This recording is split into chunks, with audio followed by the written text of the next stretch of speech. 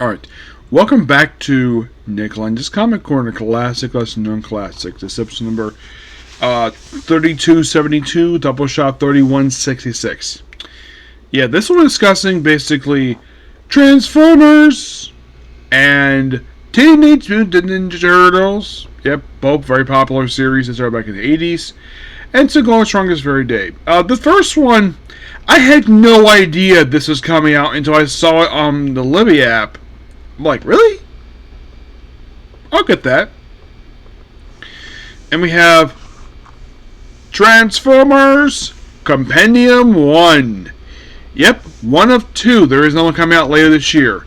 This book collects the first 46 issues of the Marvel comic series, The Transformers, along with the Headmasters miniseries.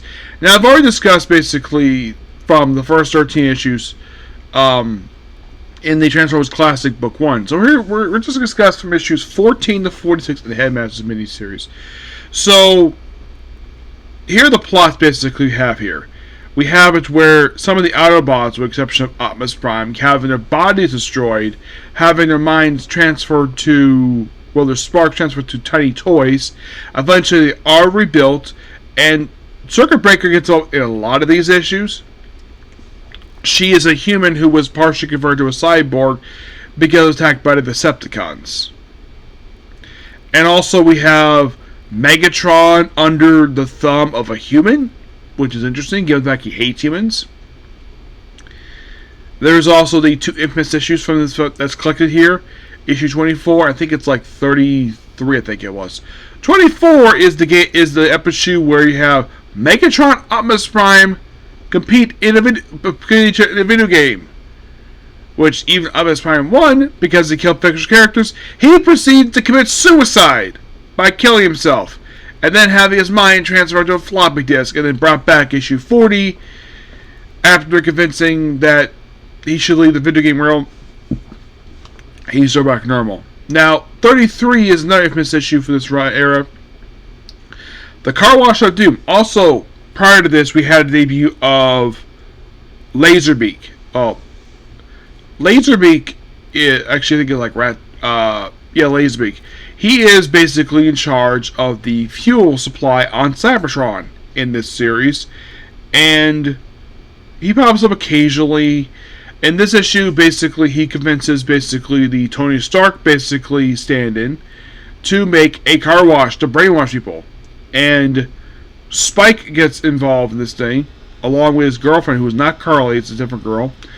And yeah, Lynn Carter himself is covered a couple times. He covered it as a separate issue for his show and part of his retrospective in the series. Let's see, what else? The stuff here with Bumblebee becoming Goldbug. At one point during the course of the series, it switches to the season 3 stuff, which basically post the movie, where basically we're in that time period. Also, there's these creepy couple issues, I think it's like 34 and 35, where you have Jazz taking a little boy for a drive inside of himself while he's a car. But the arc is kind of weird. It kind of reminds me of like old UK basically older comics, based in the arc per se. The Headmasters miniseries is a group of Transformers who basically go to this other planet, which is a bit of fantasy based, and in order to gain their trust, they all move their heads, and you have people get converted to these things called Headmasters. Basically, humans piloting Autobots, similar to what they do in Sentai or Power Rangers, where they pilot giant robots. So it's like Transformers was basically think of that. We've also the debut of the Pretenders. These basically a subset of the Decepticons pop up for one issue here. Can't think of anything else though, but otherwise though, these issues are really good, and I give this a 10 out of 10.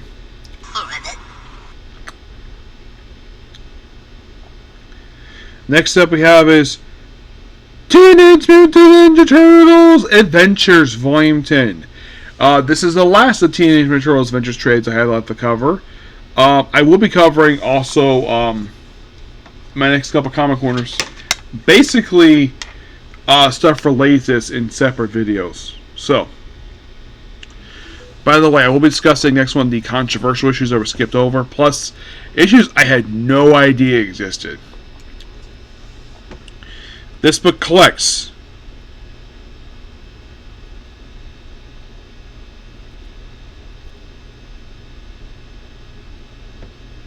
issues 41 to 44 of Teen Mutant Turtles Adventures, along with Mighty Mutant Animals number 7. So, in these issues, you have Raphael with the Fox Girl. Also, we see the reaction to Splinter look like a mouse. Yes, he basically gets an update here. You have April here wearing her outfit from the show, though in some parents she wears a completely different outfit here. And we have this Elephant Man sort of thing, and lots of science stuff here.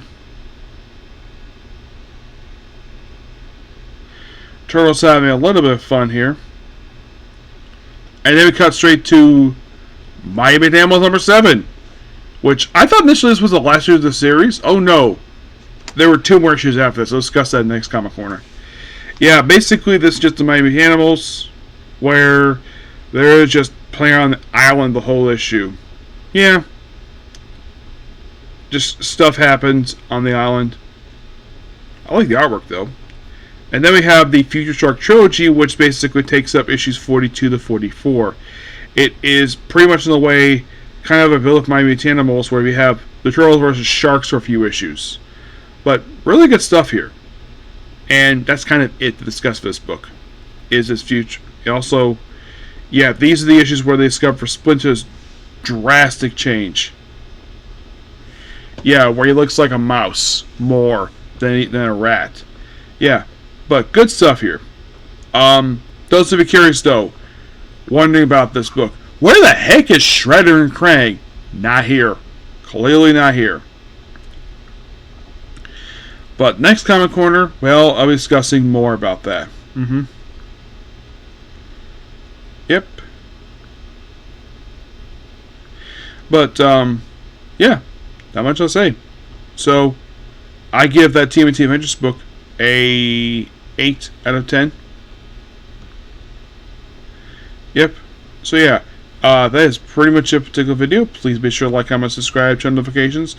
Next up, basically, is another Comic Corner, where I'm discussing pretty much basically the remaining issues that were not collected yet for the main series, along with many issues of Mighty Mutant Animals. And then next Comic Corner, I'm discussing 2 mini-series. Okay, next video. Bye.